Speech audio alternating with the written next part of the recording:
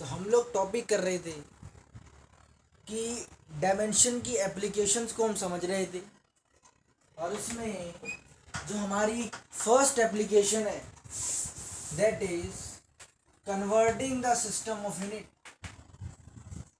यानी कि किसी एक यूनिट को एक सिस्टम से दूसरे सिस्टम में कैसे कन्वर्ट करें, वो हमने पिछली क्लास में देखा।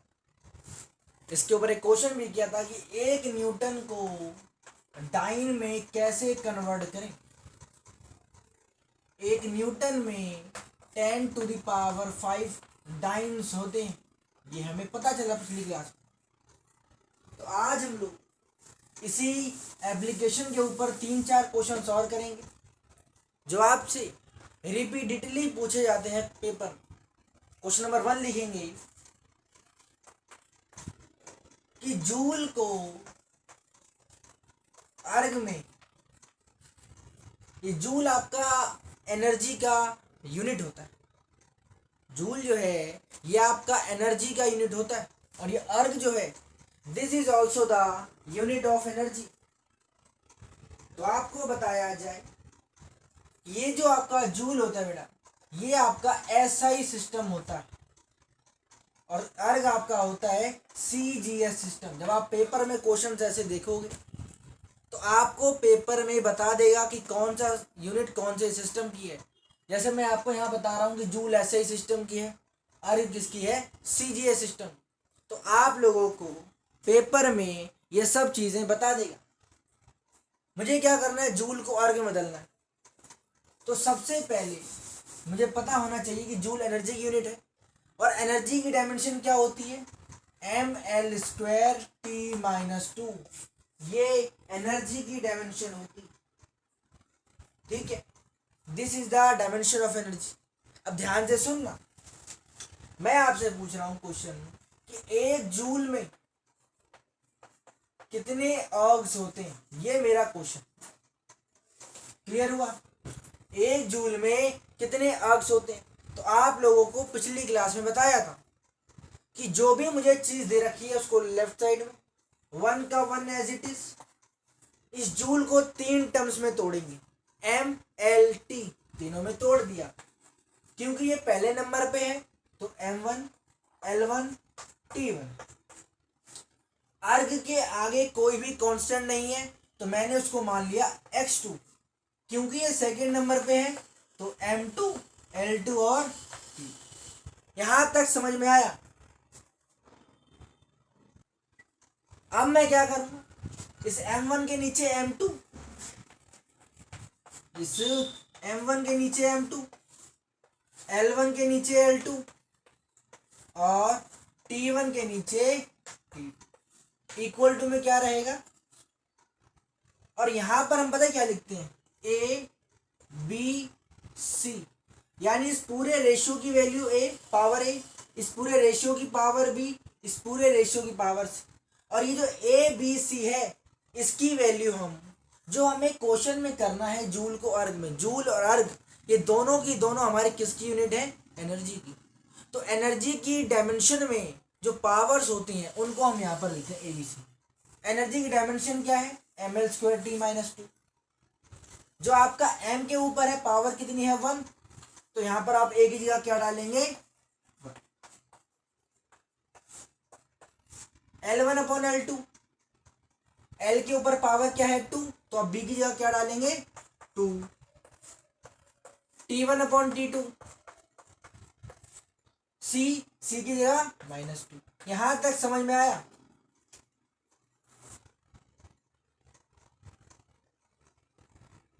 ध्यान से सुनेंगे, ये मैंने कर, मुझे बताया गया था क्वेश्चन के पहले ही कि जूल जो है ये आपका एसआई सिस्टम है और जो आपका अर्ग है वो आपका सीजीएस सिस्टम है।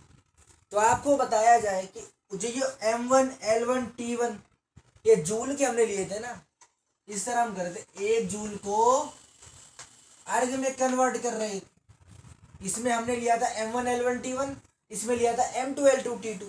तो अगर m1 L1 T1 जो है ये जूल वाले के हुए और m2 L2 T2 किसके हुए, अर्ग वाले के। अगर मुझे पता हो जूल एसआई सिस्टम है, एसआई में मास की वैल्यू कितनी होती है 1 kg, एसआई में मास की यूनिट क्या होती है kg, तो मैंने लिखा kg। M2 किस में है सीजीएस में, सीजीएस में मास की यूनिट क्या होती है ग्राम, पावर कितनी 1, L1। एसआई, एसआई में लेंथ की यूनिट क्या होती है मीटर, सीजीएस में सेंटीमीटर, और टाइम दोनों में सेम रहता है, इसकी पावर -2 इसकी 2। क्लियर है यहाँ तक, यहाँ तक समझ में आया? ठीक।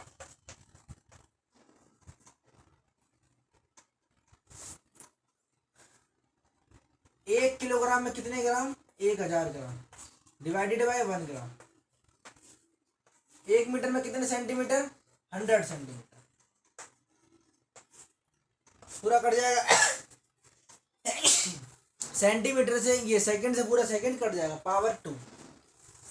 ग्राम से ग्राम कैंसिल, सेंटीमीटर से सेंटीमीटर कैंसिल, बचेगा क्या इधर 10 की पावर 3।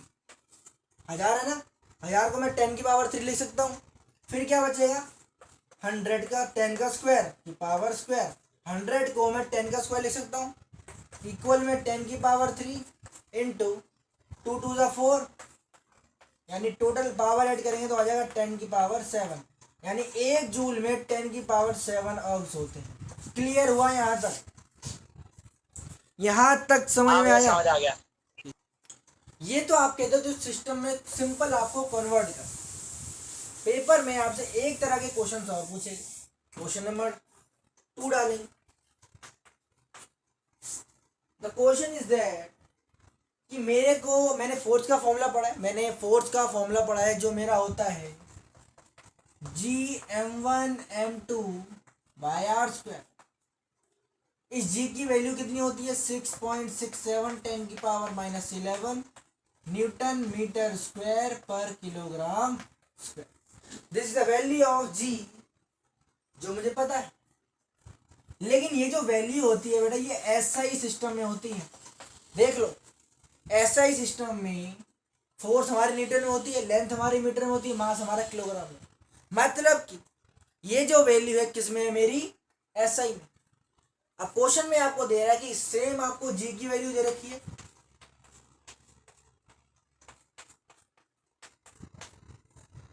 लेकिन ये जो वैल्यू है ये आपके एसआई में ना देखकर ये आपको सीजीएस में दे रखी है। द क्वेश्चन इज दैट आपको डाइन सेंटीमीटर स्क्वायर पर ग्राम स्क्वायर, ये मेरा क्वेश्चन है कि मुझे इस जी की वैल्यू को जो कि मेरी सीजीएस में है उसको एसआई में कन्वर्ट करना है। क्वेश्चन क्लियर हुआ? पहले ये बताओ, तो ये जो आपकी जी की वैल्यू है ये आपको सीजीएस में दे रखी है। देखो डाइन सेंटीमीटर ग्राम स्क्वायर, आपको इसको एसआई में बदलना है।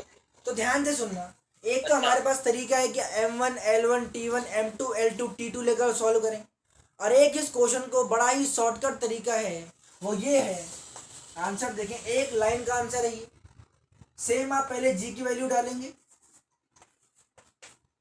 6.67 10 की पावर -11।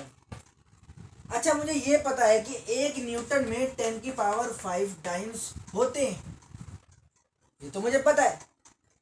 ये आपको डाइन दे रखा है, मतलब आपको डाइन से न्यूटन में कन्वर्ट करना है। भाई सीजीएस में फोर्स की यूनिट क्या होती है डाइन, तो एसआई में फोर्स की यूनिट क्या होगी न्यूटन, यानी डाइन को न्यूटन में कन्वर्ट करना है। 1 न्यूटन में इतने डाइन्स हैं, तो 1 डाइन में कितने न्यूटन्स हो जाएंगे 1/10 की पावर 5, इधर आके डिवाइड, यानी 10 की पावर -5। ये क्लियर हुआ? ये समझ में आया? तो मैं क्या करूंगा, जो ये डायन है इस डायन की जगह पे मैं 10 की पावर -5 डालूंगा। ये मैंने डाल दिया। अब क्या बचा सेंटीमीटर। 1 मीटर में कितने सेंटीमीटर होते हैं 100 सेंटीमीटर, तो 1 सेंटीमीटर में कितने मीटर हो जाएंगे डिवाइड बाय 100, दैट इज 10 की पावर -2। 10 की पावर -2 आपने करा, तो जो 1 सेंटीमीटर में इतने मीटर्स आ रहे हैं, 1 सेंटीमीटर में 10 की पावर -2, स्क्वायर भी तो ऊपर है, ये सेंटीमीटर का स्क्वायर है तो मैंने सेंटीमीटर का स्क्वायर कर दिया। क्लियर हुआ यहाँ तक? हाँ भैया। ठीक, अब सुनना ध्यान से। बचा क्या आपका थर्ड वाला ग्राम। 1 किलोग्राम में होते हैं 1000 ग्राम, तो 1 ग्राम में कितने किलोग्राम हो जाएंगे? 1/1000, दैट इज 10⁻³ kg। 1 ग्राम को 10⁻³ लिखा, ये तो 1 ग्राम में इतने किलोग्राम, स्क्वायर भी है ऊपर लेकिन नेगेटिव साइन साथ। क्लियर हुआ? यहां तक समझ हाँ में भैया, आया? समझ आ गया। ठीक, अब सिंपल आपको क्या करना है, देखो 6.67 10⁻11 इंटू 10 अगर मैं इन दोनों की पावर जोड़ दूं तो क्या बन जाएगा? 10⁻16, यही बन जाएगा। बचेगा ये आपका -2 इंटू 2 -4, -3 इंटू -2 10⁻6, क्योंकि -3 इंटू -2 नेगेटिव में से नेगेटिव मल्टीप्लाई हो रहा तो आंसर क्या आएगा? पॉजिटिव, और 3 2 6 मैंने कर दिया। अब देखो यहाँ ध्यान से, 6.67 10⁻16 और 4 20 हो जाएंगे, -20 इंटू 10⁻6। अब इन दोनों को ऐड करेंगे, पावर से ऐड होंगे, यानी 20 में से 16 जाएगा, कितना बचेगा? 6.67 20 में से 16 गया -40, that is your final answer. Clear हुआ यहाँ तक क्वेश्चन? हाँ भैया, समझ आ गया। ठीक,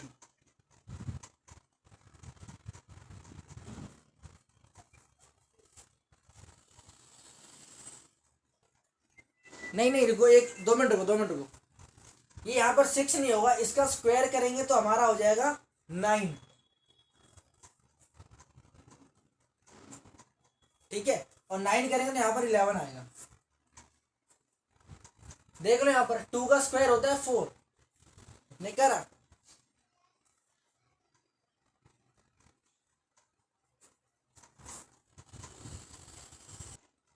क्वेश्चन नंबर 3 है कि हमें फिजिक्स में स्टीफन कांस्टेंट नाम की चीज होती है जिसकी वैल्यू हमें ये दे रखी है 5.67 10⁻⁵ अर्ग पर सेंटीमीटर स्क्वायर पर किलो। अब मुझे क्या करना है, ये जो स्टीफन कांस्टेंट की वैल्यू है ये मेरे को सीजीएस सिस्टम में दे रखी है। This is the value in the CGS system, और मुझे इस सीजीएस सिस्टम को एसआई में कन्वर्ट करना है। ये है मेरा क्वेश्चन, तो ध्यान से सुनो। सेम शॉर्टकट फॉर्मूला लगाएंगे, वैल्यू लिखेंगे सबसे पहले 5.67 10⁻⁵। अर्ग देखो, 1 जूल में 10⁻7 अर्ग्स होते हैं, तो एक अर्ग में कितने जूल हो जाएंगे? 1/10⁻7 मतलब 10⁻⁻7 जूल्स।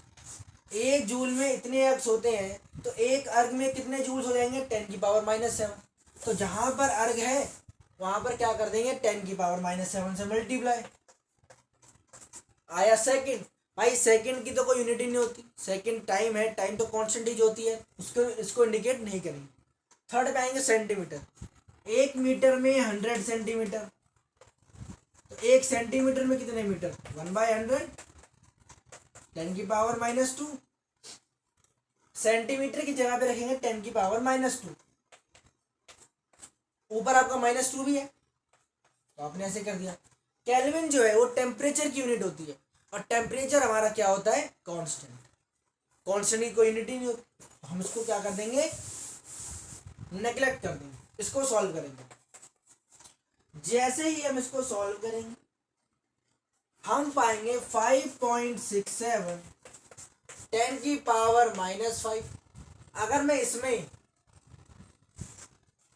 और इसमें am इंटू एन वाला फॉर्मूला लगाऊं तो पावर्स क्या हो जाएंगे? ऐड हो जाएंगे, यानी -5 प्लस -7 दैट विल -12।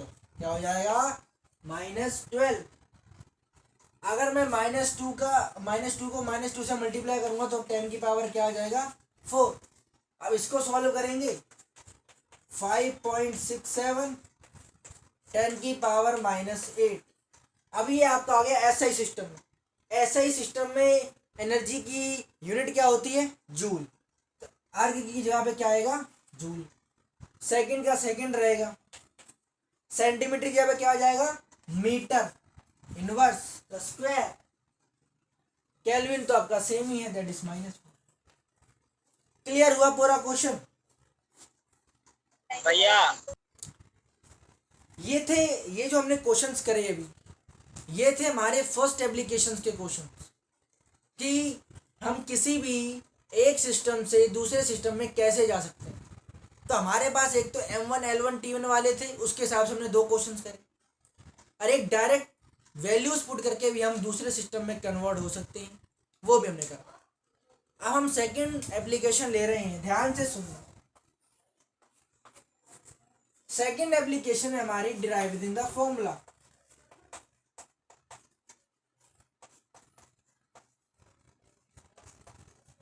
कि हम फॉर्मूले को डायमेंशन के टॉपिक के अंदर कैसे डिराइव कर सकते हैं। तो ध्यान से सुन, डिराइविंग द फॉर्मूला, ध्यान सुन, ये हमारा सेकेंड टॉपिक।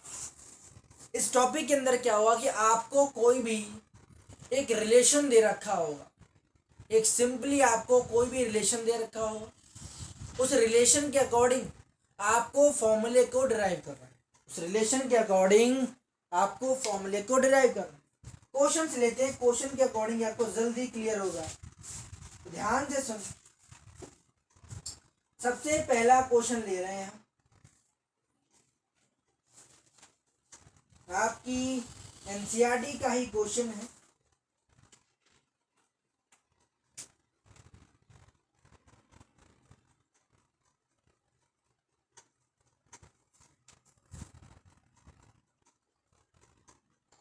PDF है।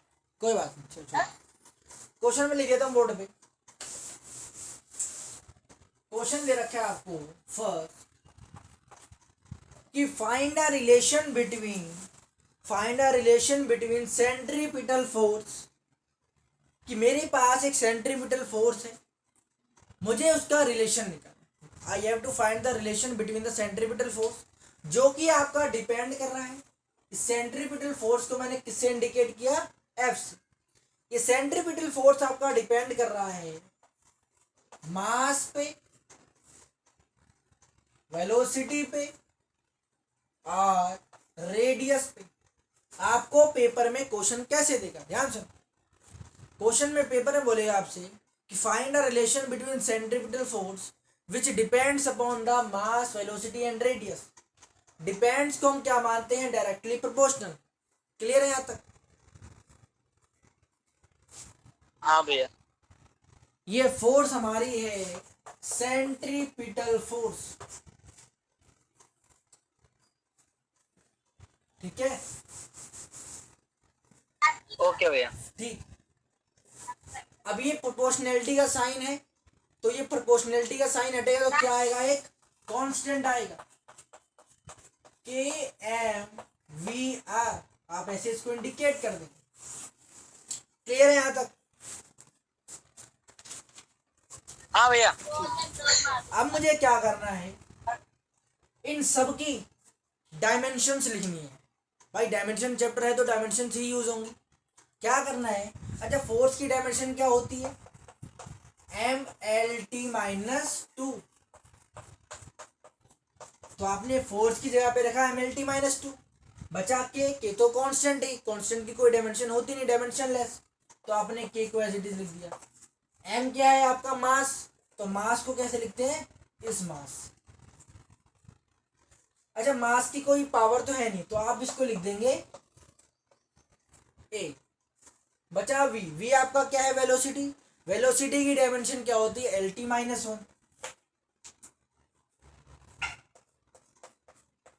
LT-1 आपने लिखा, LT-1 की पावर रख देंगे बी। बचा आपका रेडियस। रेडियस आपका एक तरह का होता है लेंथ, लेंथ लिख देंगे, पावर डाल देंगे सी। यहां तक समझ में आया? कुछ नहीं करा, पहले फोर्स की डायमेंशन डाली जैसे mLT-2, फिर हमने डाला के तो कांस्टेंट है, कांस्टेंट की कोई डायमेंशन होती नहीं, बचा हमारे पास m को हमने ऐसे डाला और इसकी पावर देने के लिए हमने a डाल दिया, बचा v की पावर, v की डायमेंशन LT-1, पावर डाल दी b, r हमारा एक तरह का लेंथ होता है, लेंथ l, पावर डाल दी c। ध्यान सुनो, RHS खोलेंगे तो m की पावर a, l की पावर b, t की पावर -b, l की पावर c। ये समझ में आया? कुछ नहीं करा हमने, सिंपल l को b सबकी पावर्स बांट दी, b की एक, l की पावर b को दे दी, t की पावर b को दे दी और c l के पास आ गया। फिर क्या होगा?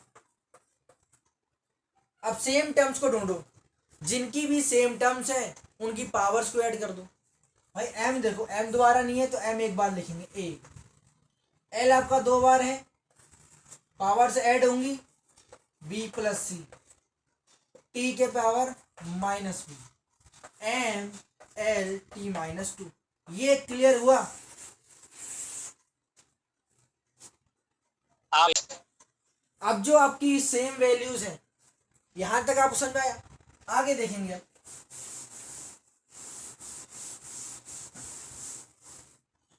अब जो आपकी सेम वैल्यूज है LHS और RHS में, उनको इक्वल कर दीजिए।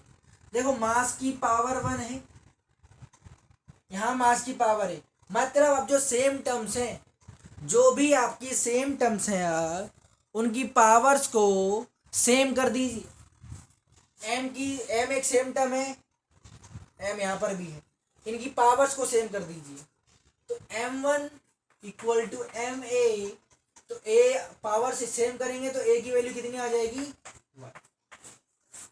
दोबारा देखेंगे, l हमारे पास ये, l हमारे पास ये, सेम करेंगे, l की पावर 1, l की पावर b प्लस सी, यहाँ से तो b प्लस सी पावर सेम करेंगे, क्या हो जाएगा? 1। अच्छा अब यहाँ पर देखेंगे t में, t की पावर -2, t की पावर -b लिखेंगे, t की पावर -2, t की पावर -b, पावर सेम करेंगे तो -2 इक्वल टू -b, माइनस से माइनस कैंसिल, b की वैल्यू कितनी आ गई? यानी a की वैल्यू 1, b की वैल्यू 2। अगर मैं b की वैल्यू यहाँ डालूँ 2 प्लस सी इक्वल टू 1, तो c की वैल्यू आ जाएगी -1।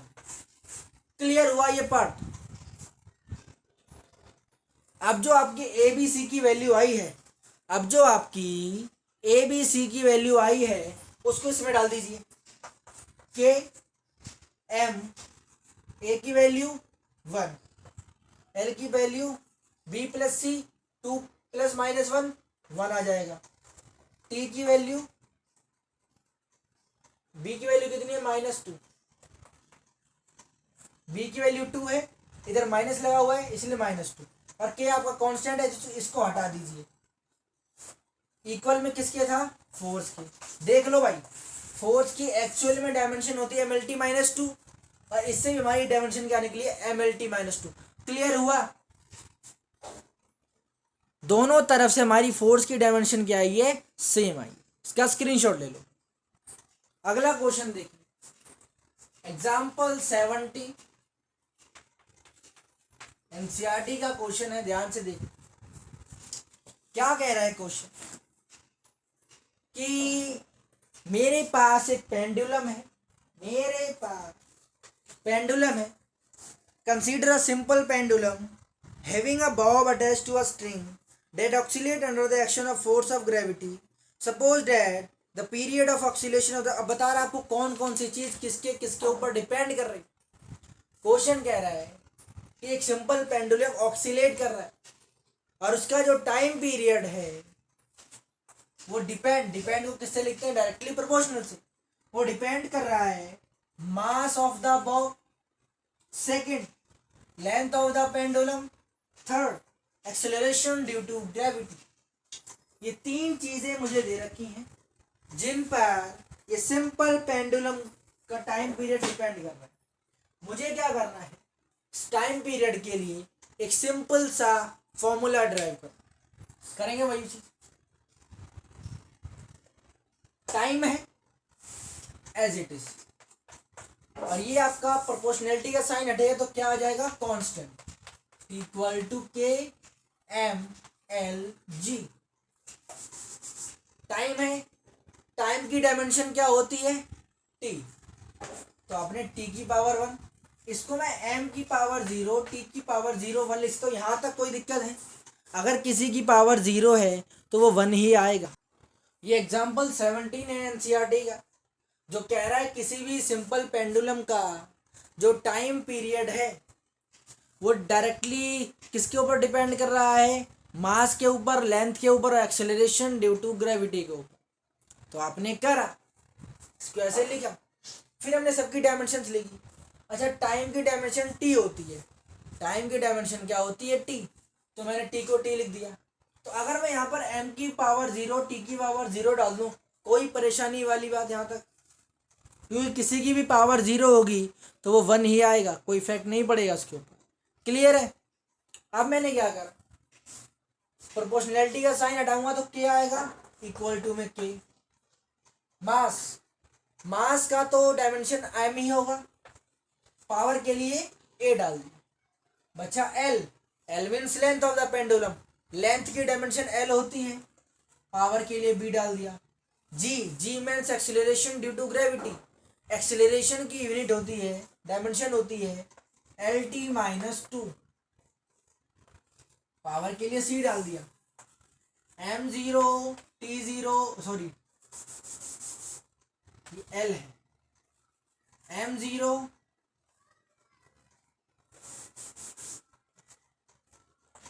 एम 0 एल 0 टी की पावर 1 इक्वल टू में M a L b L की पावर सी टी की पावर माइनस 2c। ये आपका आ जाएगा। बचेगा क्या आपका ये। अब जिनकी सेम बेस है उनकी पावर्स को ऐड कर देंगे, L b L c power add कर देंगे, यानी M a L b plus T minus 2c। अब क्या करेंगे, दोनों तरफ बेसिस को कंपेयर करेंगे, एम की पावर 0 एम की पावर ए, पावर सेम करेंगे तो ए की वैल्यू 0 आ जाएगी। फिर एल को कंपेयर करेंगे, एल की पावर 0 एल की power b plus c, 0 equal to power same करेंगे तो बी प्लस सी, यानी बी, और फिर टी को कंपेयर करेंगे, टी की पावर 1 इक्वल टू टी की पावर माइनस 2c, यानी 1 इक्वल टू माइनस 2c, यानी सी की वैल्यू -1/2। अगर सी की वैल्यू -1/2 है तो अगर मैं यहाँ पर -1/2 डालूं तो क्या इक्वल के तरह के बी की वैल्यू 1/2 नहीं हो जाएगी? क्लियर हुआ ये पार्ट? आपके पास ए बी सी इन तीनों की वैल्यूज आ चुकी हैं, ए की वैल्यू 0, बी की वैल्यू 1/2, सी की वैल्यू -1/2। ठीक है, देखो टी का फॉर्मूला था के एम एल जी, आपने एम की पावर दी ए, एल की पावर दी बी और जी की वैल्यू, जी की पावर दी सी। ए की वैल्यू कितनी आई है, 0, बी की वैल्यू 1/2 और सी की वैल्यू -1/2।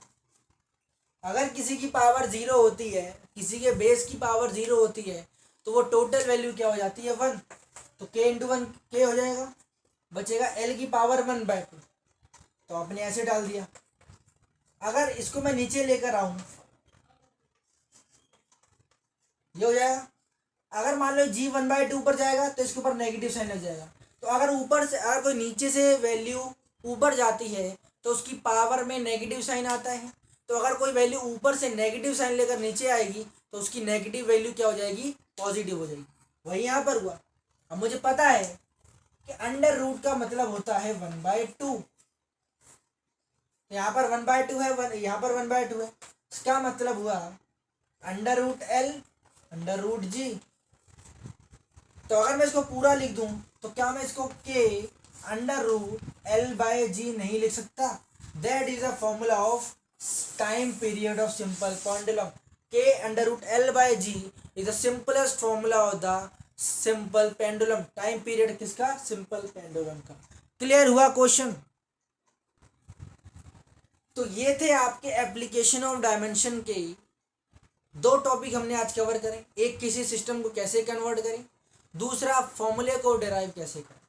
अब आपका सिर्फ दो टॉपिक्स बच रहे हैं, एरर्स और इसका डायमेंशन का तीसरी एप्लीकेशन, वो हम नेक्स्ट क्लास में कवर करें।